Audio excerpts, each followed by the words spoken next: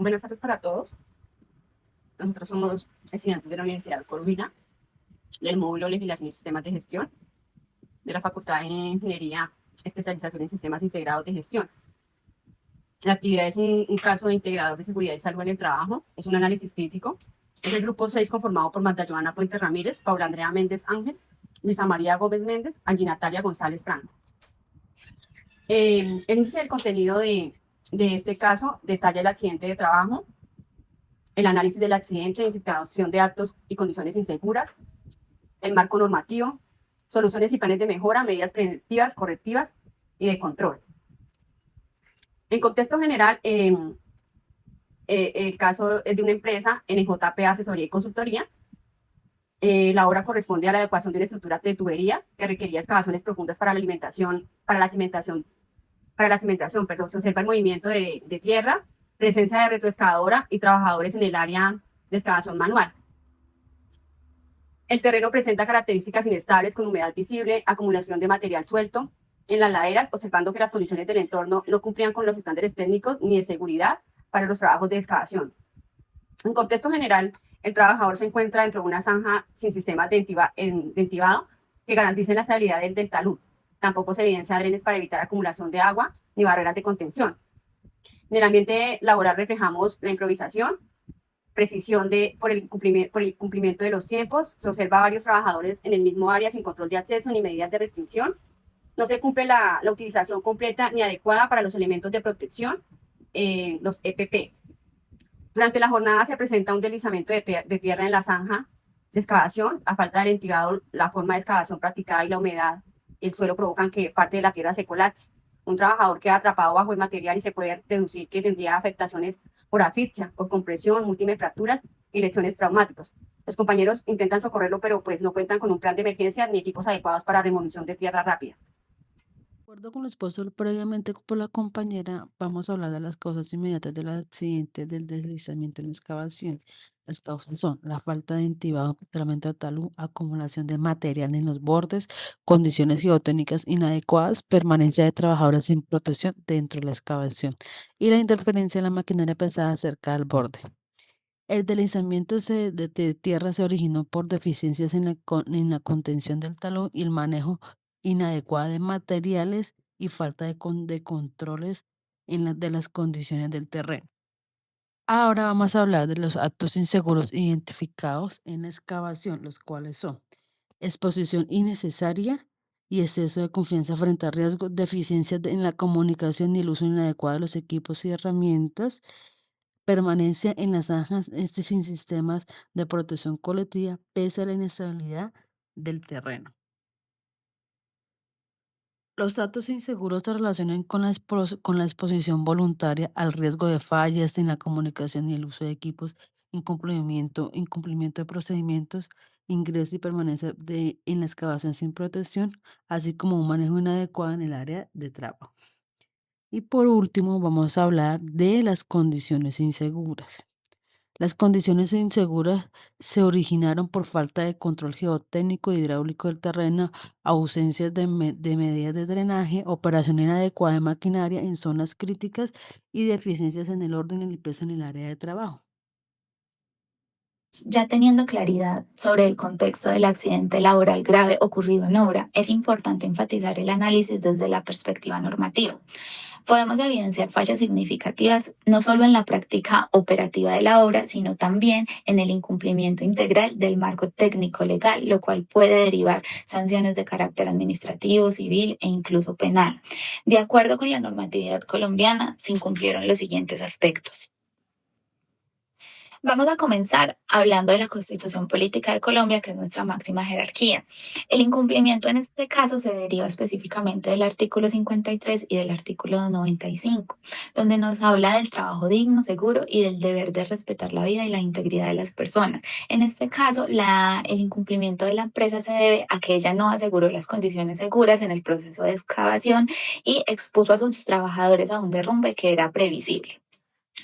En el marco general de leyes encontramos la Ley 9 de 1979, su título 3, la Ley 1562 del 2012. El incumplimiento en este caso se debe básicamente a que la empresa no realizó el análisis de riesgos de excavación ni de control de condiciones geotécnicas ni de medidas preventivas como lo eran los drenajes o entibados. En decretos encontramos el decreto 1072 del 2015.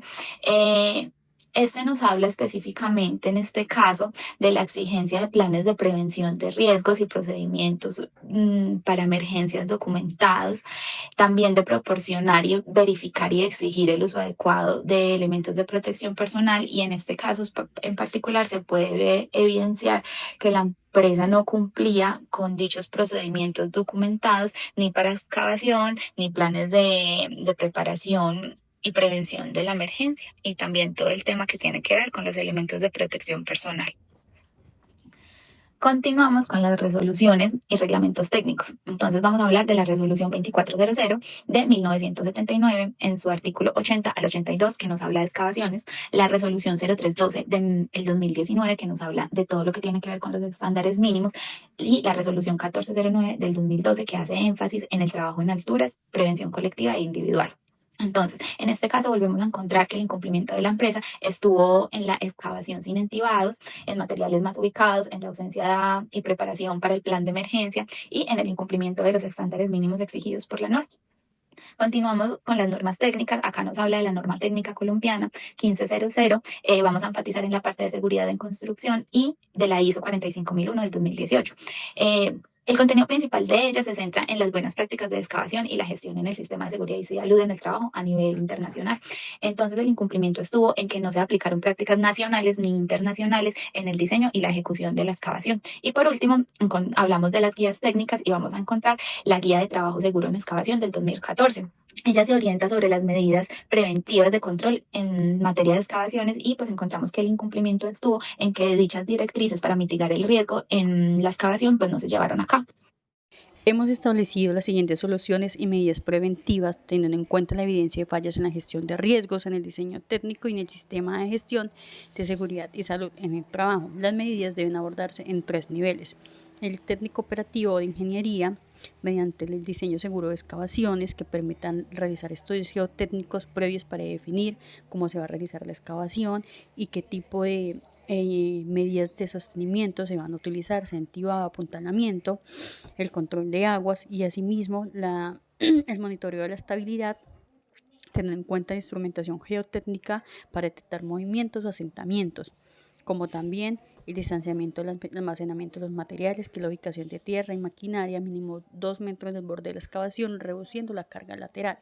Y por último, la señalización y barreras físicas. Es importante delimitar la zona con cintas reflectivas, vallas o cualquier tipo de aviso para restringir el acceso al personal no autorizado y asimismo mantener alerta al personal que pertenece a la actividad. Como segunda medida, tenemos las organizacionales y administrativos, dentro de las cuales determinamos el plan de seguridad en excavaciones, que es incluir en la planeación de la actividad un procedimiento específico para el trabajo de excavación, con responsables, actividades, control de riesgos, medidas preventivas, etcétera, que ese sea claro y que se cumpla con base a cómo se planeó.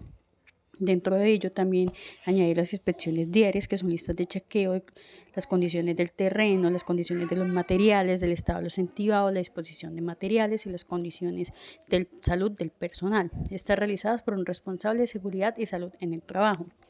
Asimismo, la ejecución de permisos de trabajo, que es una autorización que se debe llevar a cabo antes de realizar las actividades en el área, un plan de emergencias, una supervisión activa y una gestión documental.